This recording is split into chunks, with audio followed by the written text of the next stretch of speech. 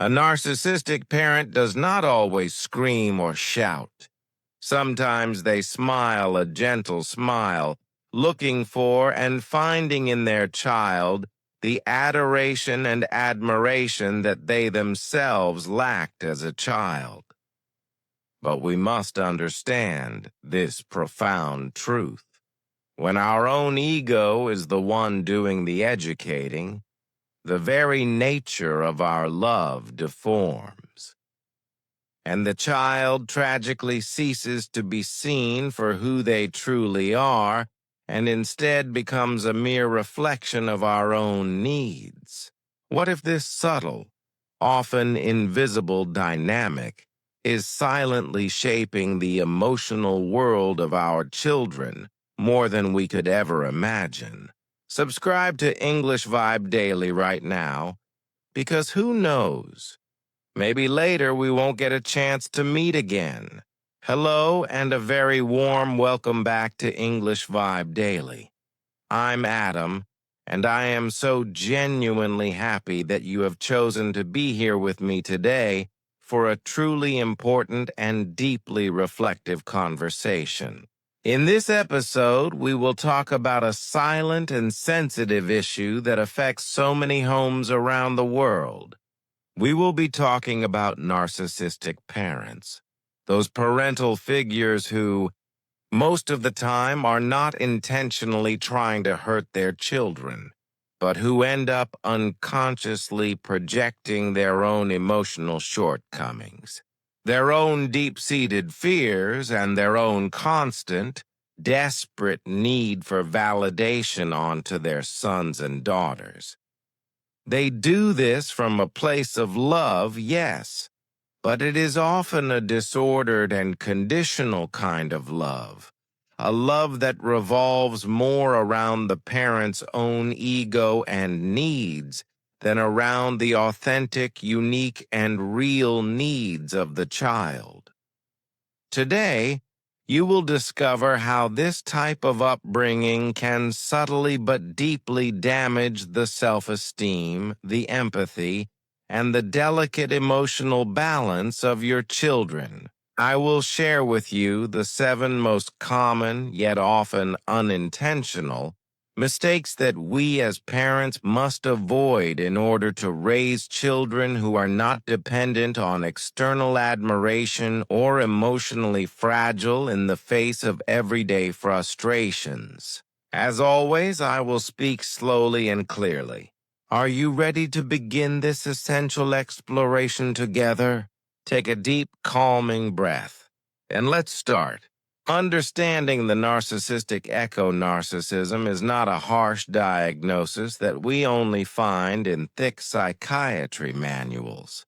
It is, above all, a set of emotional and relational traits that every single one of us can show to a greater or lesser extent at different times in our lives. It primarily manifests when a person develops a powerful need to feel constantly admired, validated, or recognized by other people in order to maintain their own fragile sense of self-esteem. It is that continuous, exhausting search for external applause to cover up an unresolved inner void, an emotional wound from their own past. From a neuroscience perspective, the brain of a person with strong narcissistic features is often conditioned by a very high need for what we can call social dopamine, the chemical rush that comes from praise, approval, and being the center of attention. When this person does not receive their expected dose of admiration, a deep sense of discomfort, irritation, and a crushing feeling of not being worth it is activated in their brain. That is why, behind the outward appearance of grandiosity and supreme confidence, there is usually a tremendous and hidden emotional fragility, These are people who feel incredibly strong and powerful while they are being admired, but who can completely collapse in the face of criticism or rejection. Now, it is absolutely crucial to clarify that having a few narcissistic traits does not mean you have a personality disorder. There is a profound difference between having human moments in which we seek validation from others and being completely trapped in the constant, insatiable need to be the center of the universe. When these traits begin to dominate the way we relate to others, especially to our own children, the very nature of our love can become distorted. We can stop looking at our child for the unique and wonderful person that they are and start looking at them primarily for what they make us feel about ourselves. The parent with narcissistic traits doesn't necessarily love their child less, but they often love from a place of their own lack. They tend to unconsciously use their child as a mirror to see their own value reflected back at them. If the child succeeds, the parent feels an intense personal pride. If the child fails, the parent experiences that failure as a deep personal wound to their own ego. It is a love that is fundamentally conditioned by the ego, not by pure unconditional empathy. And when that painful pattern is repeated day after day, year after year, the child grows up with a dangerous and heavy belief etched into their soul. I must be perfect. I must be successful in order to be loved. You've just been introduced to the deep-seated why behind this parenting dynamic. Now let's explore its origins and the subtle, everyday ways it can manifest, often disguised as good intentions. Part 2. The 7 well-intentioned mistakes that erode a child's soul. It's vital to understand that narcissistic patterns, like almost everything in our emotional lives, are gestated in childhood. This pattern often begins when a child was not truly seen for who they were, but was instead valued for what others expected them to be. It happens when their authentic emotions were not validated or were dismissed, or when they learned from a very young age that they only deserved love and affection if they stood out, if they won, if they performed. In that environment, a child's brain develops a dangerous internal equation. My value comes from shining. Therefore, if I do not shine, I do not exist. The child's internal reward system gets rewired to work primarily with external reinforcements, praises from parents, awards at school, likes on social media, and constant comparisons to others. This generates what I call a dopaminergic self-esteem, a self-esteem that is completely dependent on the next immediate stimulus, but that has no deep internal root of its own. When that external stimulus disappears, an overwhelming sense of emptiness, insecurity, and a desperate need for more validation appears. And here a tragic paradox arises. The parents who praise every little thing, who rescue their children from every discomfort, and who avoid their children's frustration at all costs are often the very parents who, with the best of intentions, are making their children the most emotionally fragile. Let me share with you now the 7 most common mistakes that, although born from a place of love, can end up deeply damaging the heart and mind of a child. Knowing these patterns is the first powerful step to breaking the cycle and beginning to educate from a place of conscious, unconditional love, a love that accompanies, corrects when necessary, and teaches, not a love that seeks admiration, but one that fosters genuine connection. Mistake number 1. Using the child as a trophy.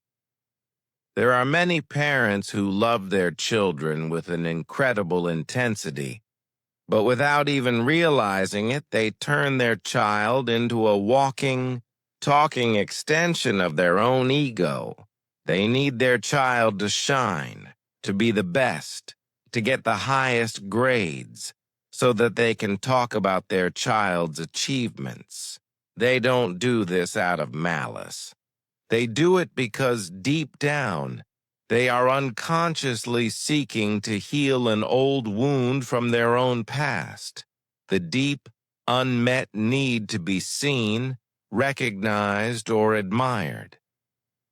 When a father is constantly boasting about his son's accomplishments, he is not always celebrating the child.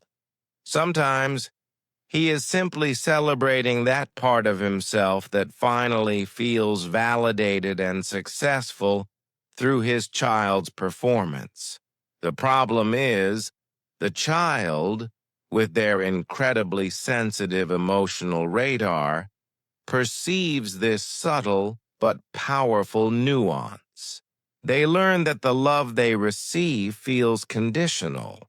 They learn that they only truly deserve that warm glow of affection when they meet the high expectations, when they get the good grades, win the award, or receive the compliments. Unconsciously, they begin to build their entire sense of self-esteem on a terribly unstable foundation. I am only worthy of love if I can impress others. Mistake number 2. Avoiding all frustration. We are living in a time that idolizes comfort. Everything in our modern world is designed to help us avoid waiting, avoid effort, and avoid discomfort. And without realizing it, we have instilled that same desire for immediacy and ease into our children. Many loving parents are terrified of seeing their children suffer, even for a moment. They confuse a deep love with the complete absence of any pain, and they confuse protection with constant rescue. They want to prevent every stumble, cushion every fall, and wipe away every tear. However, in this noble but misguided attempt to protect them, we can deprive our children of one of the most powerful and essential tools that a human being can ever develop: tolerance for frustration. Every single time an adult solves a problem for a child that they could have at least attempted to solve themselves, the subconscious message that the child's brain receives is not "I love you," but rather, "You are not capable, so let me do it for you." Frustration, although uncomfortable, is the internal gymnasium where a child trains their character, their patience, and their inner strength. You've learned about the dangers of using children as trophies and rescuing them from all discomfort. These are powerful, often hidden traps. If these ideas are resonating with you, please show your support by liking this video. Now, let's continue with more of these subtle but damaging mistakes. Mistake number 3. Praising the result, not the effort. The excessive use of empty, Result-oriented compliments has become one of the most common and damaging traps of modern parenting. Many parents, with the very best of intentions, believe that the way to strengthen a child's self-esteem is to repeat over and over again, "You are the best. You are so special. You are unique." But the child's brain learns to value whatever is reinforced most frequently. If what we constantly praise is only the end result, the high grade, the winning trophy, the perfect drawing, the child begins to internalize the message that the most important thing is not to learn, but to shine. Neuroscience has shown that the dopamine circuits activated by earned effort are far more stable and deep than those that are fired by an immediate, unearned reward. Instead of saying, "You are so smart," try saying, "I love how you didn't give up on that difficult problem. I saw how hard you were concentrating." With these words, the child's brain learns to connect the positive, warm emotion of your praise with the process, not just the goal. They learn that their value does not depend on winning, but on the courage to keep trying. Mistake number 4. Believing that love means always saying yes. To confuse unconditional love with constant complacency is one of the deepest and most direct roots of childhood narcissism. Many parents, often because they fear generating conflicts or seeing their children cry, end up giving in to every request and every demand. They have come to believe that saying no is an act of hardness or cruelty, when in reality, a firm, kind, and consistent no is one of the purest and most necessary forms of parental love. Loving our children is not about granting their every wish. It is about teaching them the crucial difference between what they want and what they truly need. The child to whom a limit is never set grows up with the deeply flawed belief that the entire world will bend to their desires. And when they finally step out into the real world and discover, often painfully, that this is not the case, life can become unbearable for them. Limits do not hurt. They guide. They are the invisible frame that gives a child structure and deep emotional security. They are the compass that gently reminds a child that there are other people in the world, that they are not alone, and that living in a community requires respect for others. Mistake number 5. Rescuing them from every mistake or consequence. There is a phrase that so many well-meaning parents say, "I just don't want my son to suffer." Behind that incredibly noble intention often lies a great and dangerous emotional trap.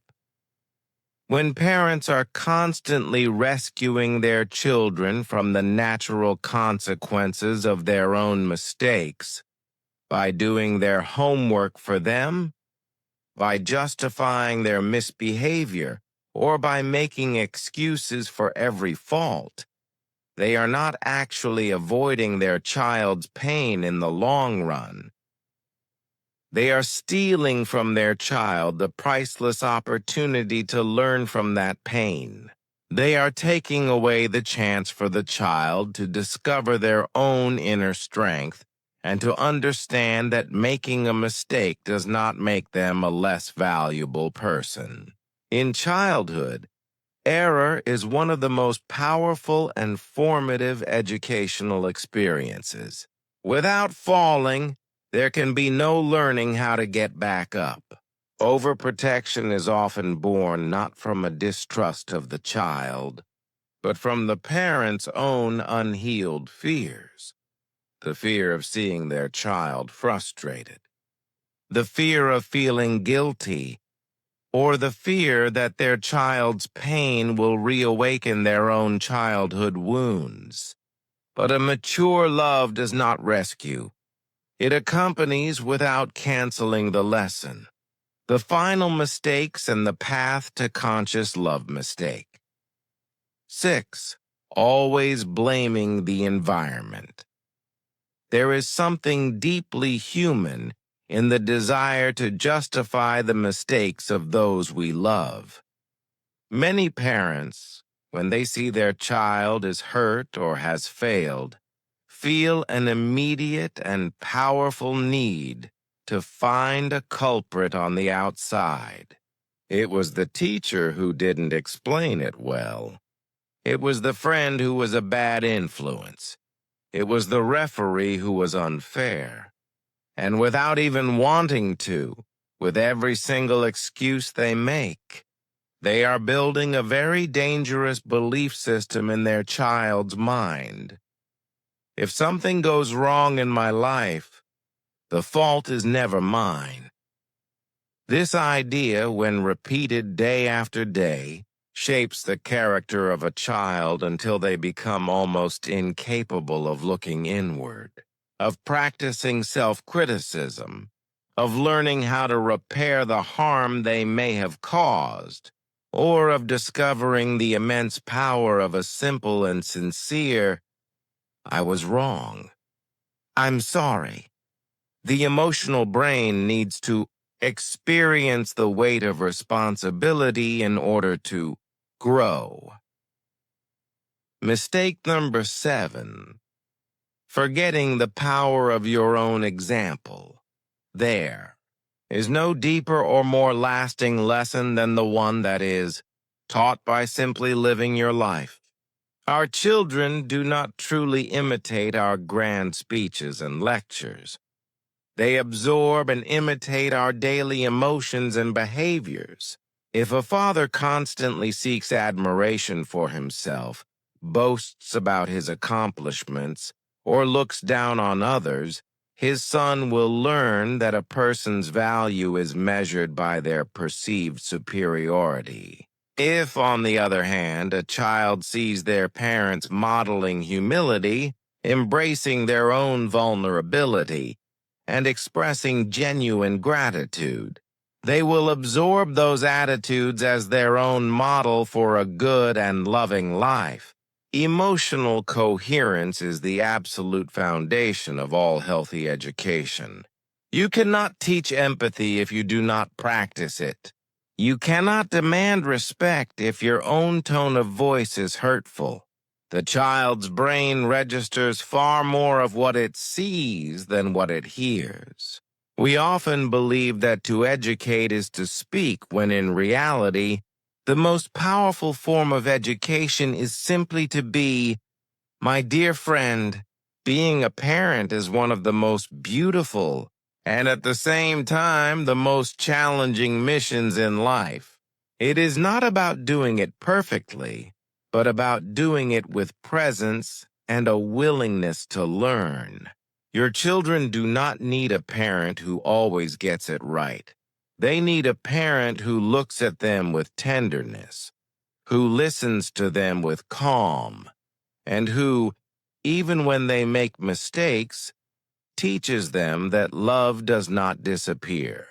Very often, we as adults carry the unhealed wounds from our own childhoods, and without realizing it, we can project these onto our children. But educating our children is also an opportunity to heal ourselves. Every time you consciously choose to speak with patience instead of shouting, every time you choose to listen with an open heart before judging, every time you have the courage to ask for forgiveness when you make a mistake, you are not just teaching your child. You are breaking a painful emotional chain from the past and building a new legacy of love. Remember, every word, every look, every daily gesture becomes the inner voice of your child. So, speak with love, even when you must correct them. Listen with empathy, even when you are tired. And if you have a bad day and feel that you failed, give yourself grace and just start again tomorrow. Children do not need infallible, perfect parents. They need real, authentic parents who are learning alongside them and who show them that growing up is a beautiful shared path. That, more than any word, shows that you are raising them from a place of love and deep consciousness. Thank you for joining me in this essential reflection.